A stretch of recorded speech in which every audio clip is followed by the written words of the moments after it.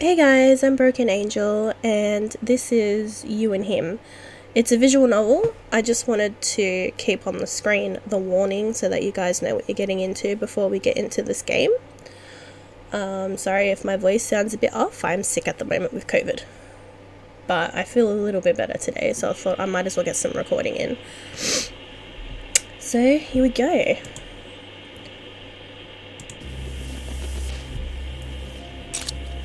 I'll start.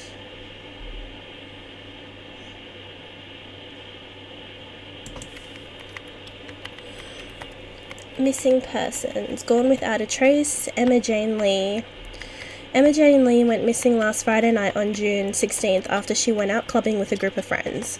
Her friends last spotted her walking down North Street heading into the direction of her apartment. Her family filed a missing persons report after they couldn't get in contact with her when her boss became concerned and notified the family that she hadn't shown up for work. Middle of nowhere, 3:32 p.m.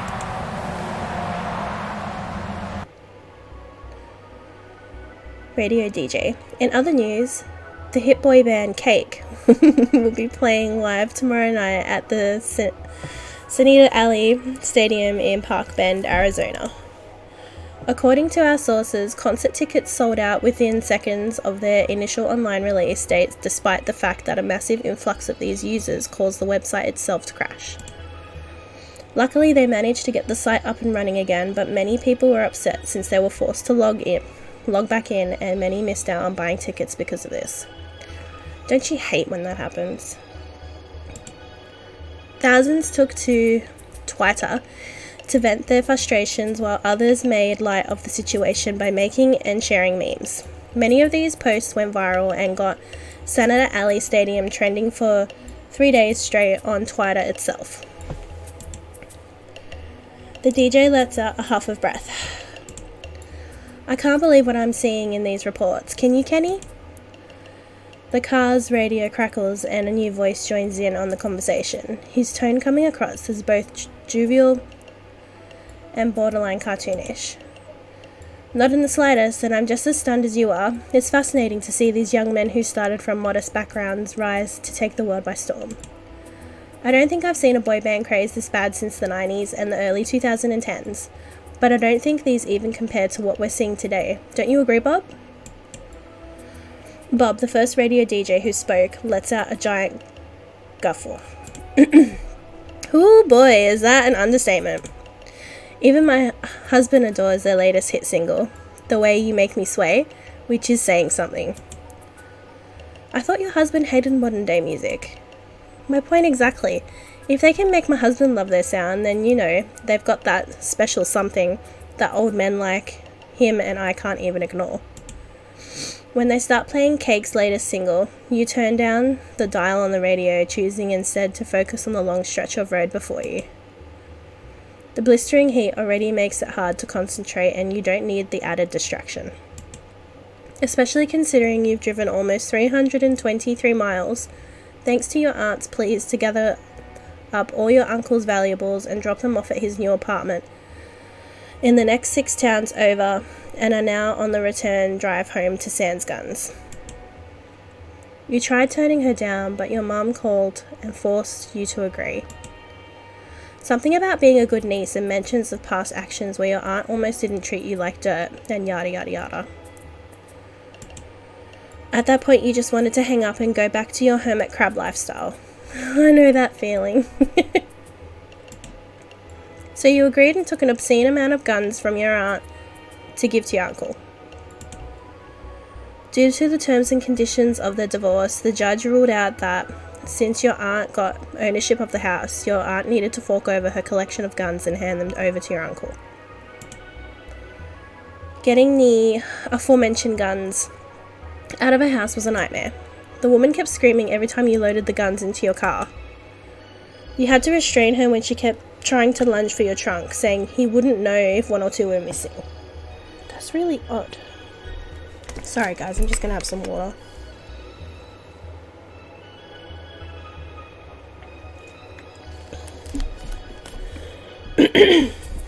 Okay.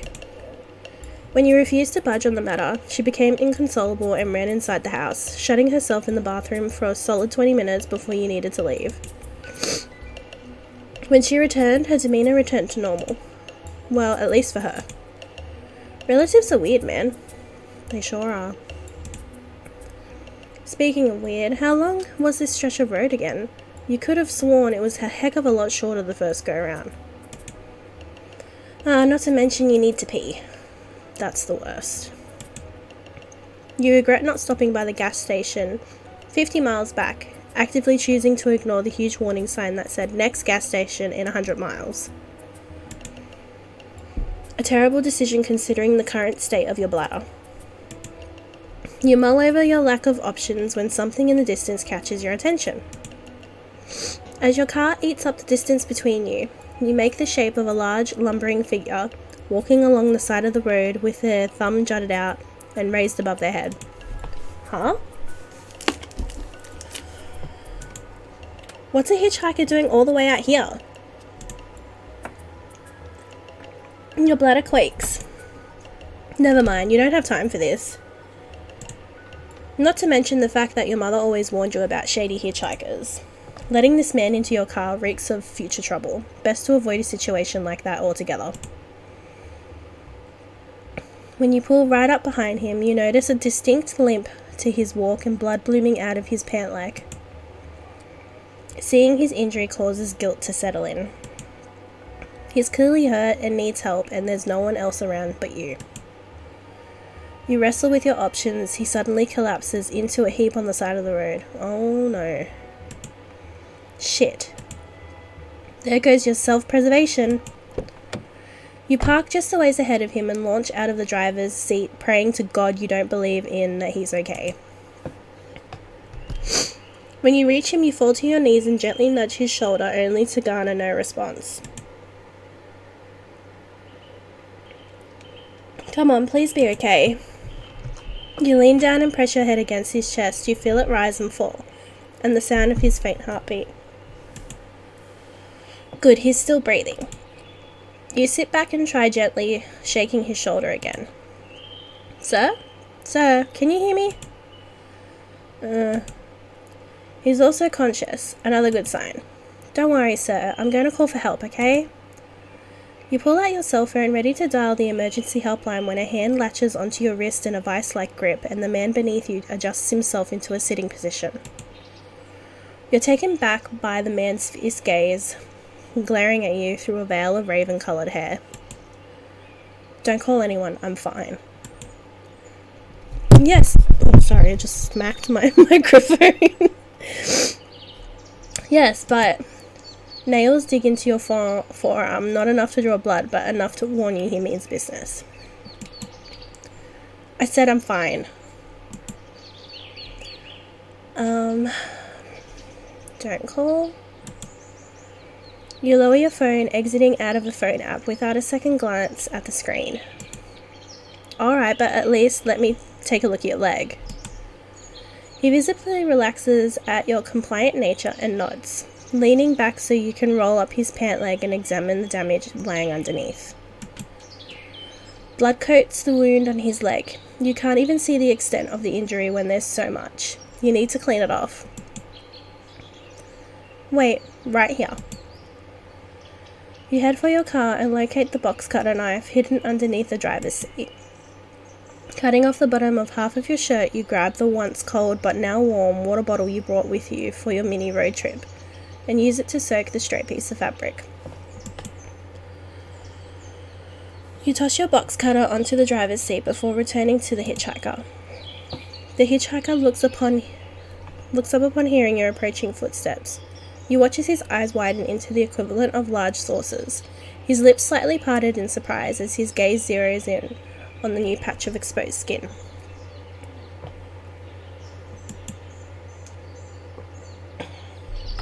He studies the shape of your body, tracing over each and every part of you with new eyes. You grow flustered at the attention, but you also don't hate it. It's nice in a way. You're a little disappointed when he averts his gaze, wondering if you misinterpreted the situation. until he bites at his bottom lip as if he's done something naughty. Your heart flutters at the implications. His reaction's kind of cute. You lower yourself to his level and try to ignore the blush spreading across your own cheeks. He's really attractive, a fact that you couldn't help but notice when you rushed to his side and saw that intense expression, like an arrow striking through your helpless little heart. But that's not the only thing that garnered your attention. This hitchhiker is Adam, the lead singer of Cake. How did you not realize that beforehand?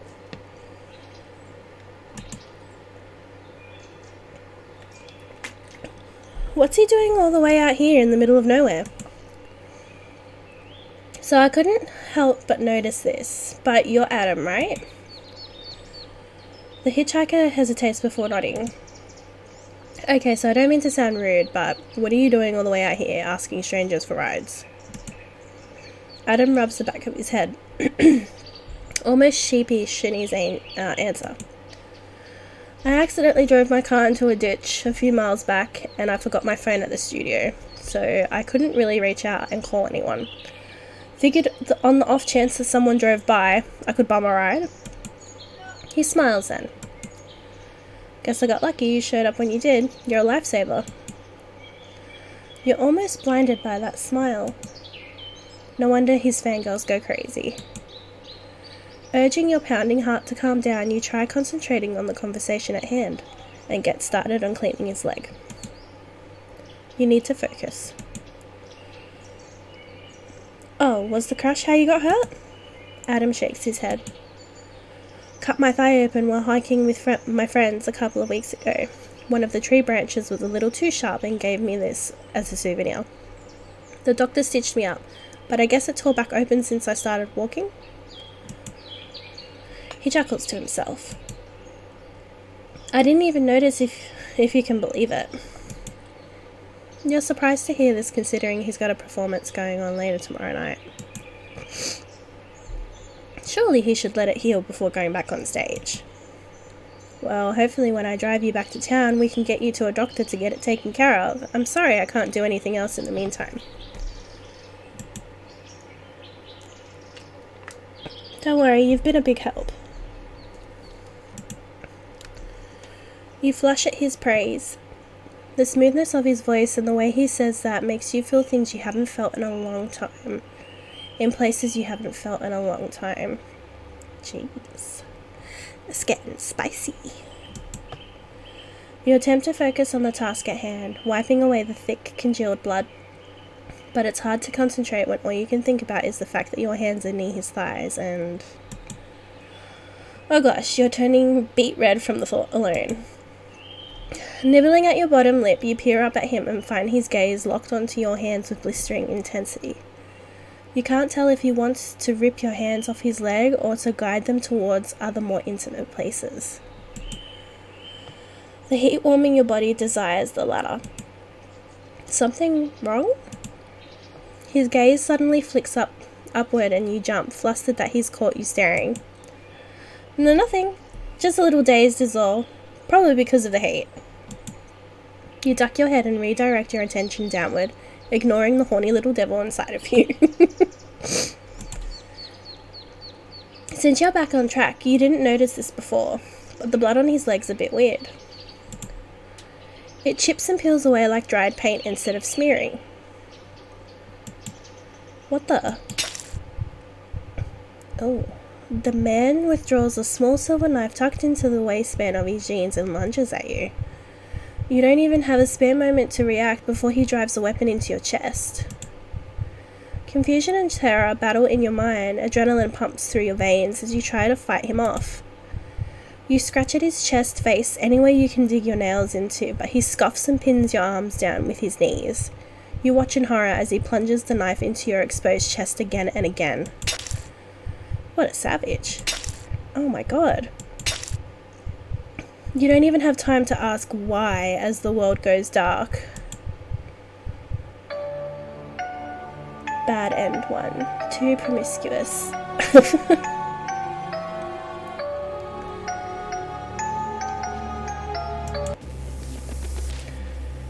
Well, that's it for that one. This is also a demo, so hopefully there'll be more updates as well. Thank you guys for tuning in. If you liked it, please leave a like and subscribe, and I'll see you guys in another one. Thank you. Bye.